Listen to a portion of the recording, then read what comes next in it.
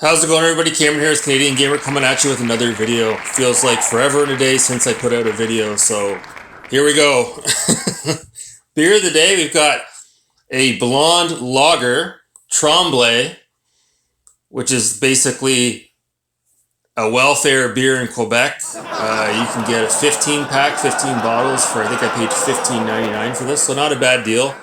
I was over on the Quebec side in a place called Chelsea, Quebec, and let me tell you, wow, the houses over there, unbelievable. It's like Disney World for adults. So, not that there's anything wrong if you're an adult and you go to Disney World, but just these huge houses, these mansions on the hills, more than I'll ever be able to probably achieve in my life.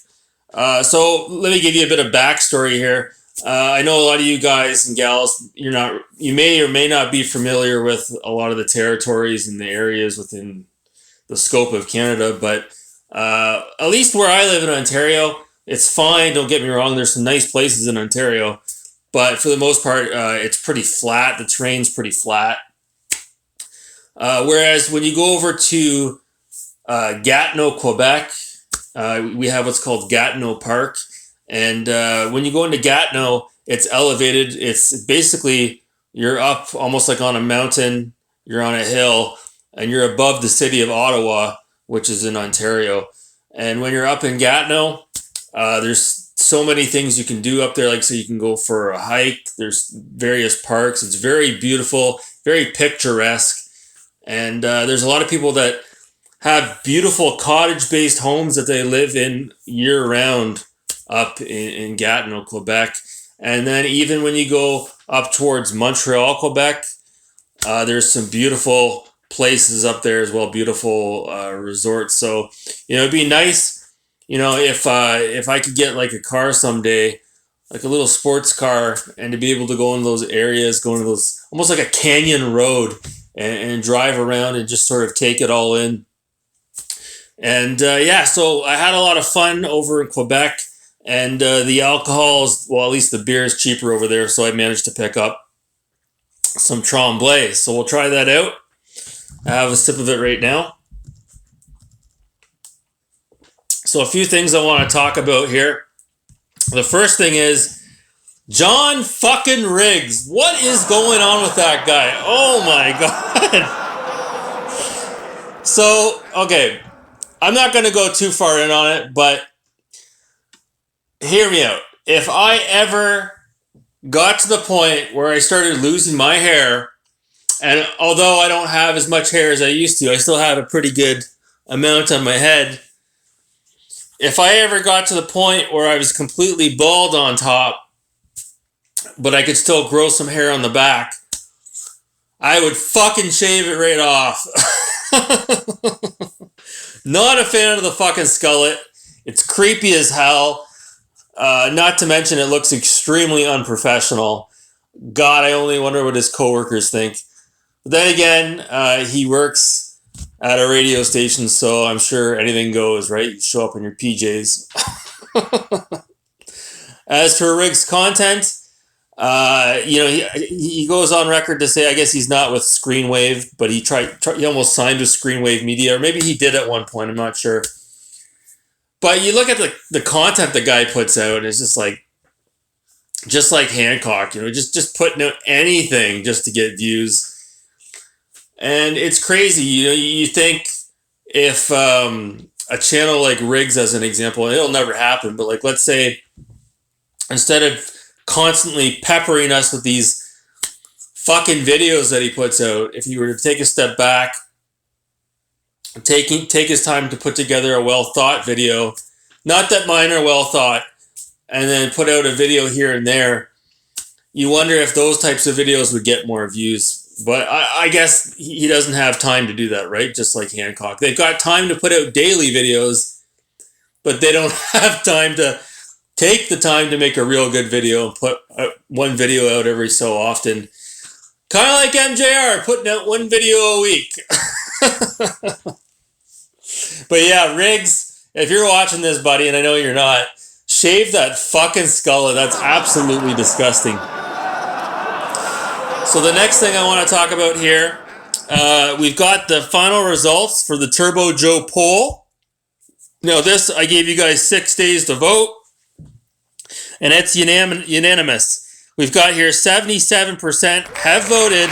They do think that Turbo Joe has a man crush on Tommy Tallarico. So there you have it.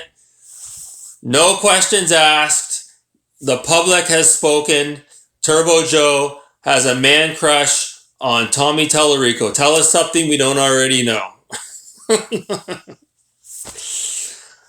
The next thing I want to talk about here, got a Talking Heads album.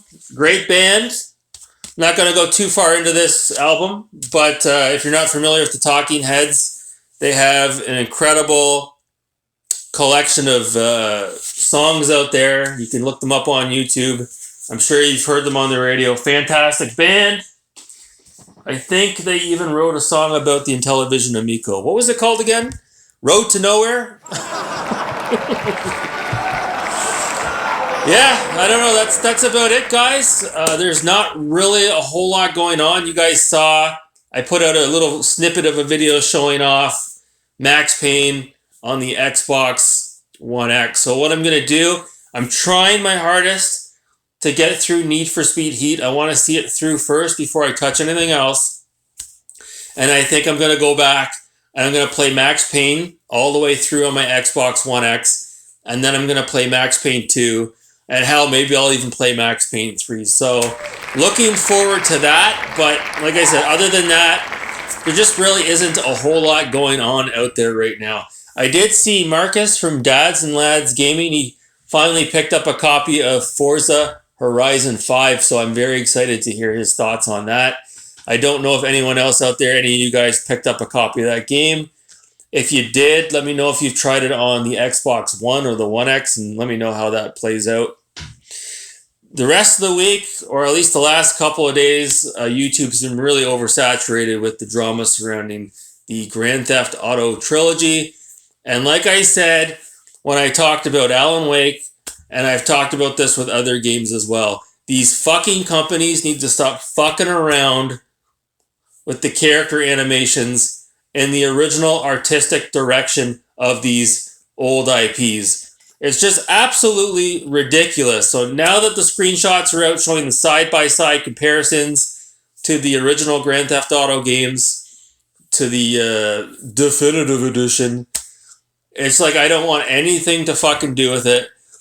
Even if and when the Definitive Edition goes on sale, and you know it will, it's not something that I want to have in my collection. I do not want to stare at that on my rack of games. It's absolutely fucking disgusting. And if and when the company that did this to those games, what are they called again? Groove Station? Groove Games? Grove Games?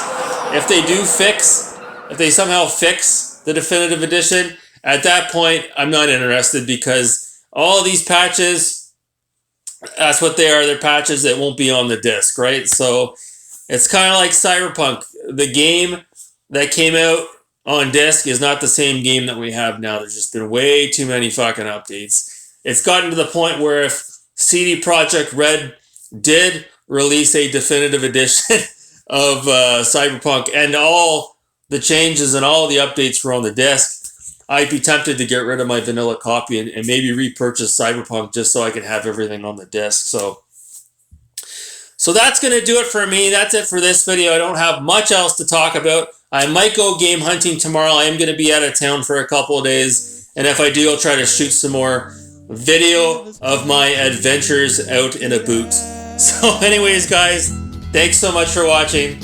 Have a good night. We're on the road to nowhere.